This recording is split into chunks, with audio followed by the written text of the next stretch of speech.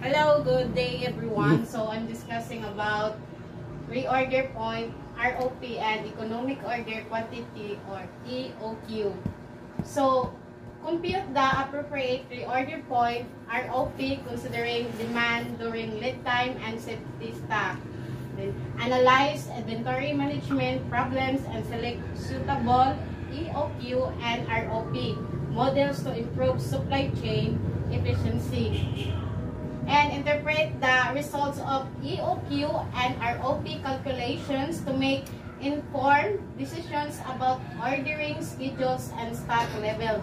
So, what is reorder points? So, reorder points is average daily usage, demand rate, the average number of units and units sold or used per day, then lead time, the time in days it takes from placing an order until it arrives.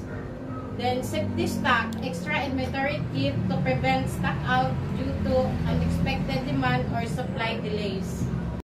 So, formula. Reorder point or ROP equals usage times lead time plus safety stock. So, usage, how many stock will use? Lead time, how long it will arrive or deliver. Safety stock, extra inventory keep to cover unexpected demand or delays. Example, if the company's expected daily usage is 200 kilograms of white flour, the anticipated delivery is 10 to 15 days, when will the company place the order or reorder point? So, here's the formula. Usage times lead time plus safety stock. So, ROP, 200 kilograms of white flour times 10 to 15 days plus 200 kilogram of white flour times 5. So, 200 times 10 days equals 2,000. Yeah. 200 times 5 equals 1,000. So, ang ROP niya kay 3,000 kilograms. So, place the order kay May 17. Yeah. Lead time, 10 to 15 days. Yeah. May 27, 10 days minimum order lead time. Yeah. Order will arrive May 27. Stock dates June 1, 5 days. So, economic order quantity under EOQ, we can also compute. So, EOQ, numbers of the orders per year, NO, formula NO equals N divided by EOQ. So, total ordering cost per year, or TOC, ang formula niya kay TOC equals NO times OC. So, ang average kay inventory EI. So, ang formula kay EOQ divided by 2, ang total carrying cost per year TCC, niya ang formula kay TCC equals AI times CC. So, ang total cost niya kay TC, formula TC equals TOC plus TCC. So, what is the economic order quantity? So, the economic order quantity or EOQ is used to determine the most cost-effective quantity to order one that minimize the total cost of the ordering and holding stocks for year. So, your formula, economic order quantity or EOQ equals square root of 2 times ordering cost times number of units required annually divided by C, annual carrying cost per unit per inventory. So, here's the example. Number of jars of the honey required annually.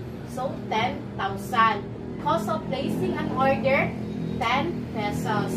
Annually carrying cost per year jar of inventory is 0.80 pesos. So, formula AOQ equals square root of 2 times O times N divided by C.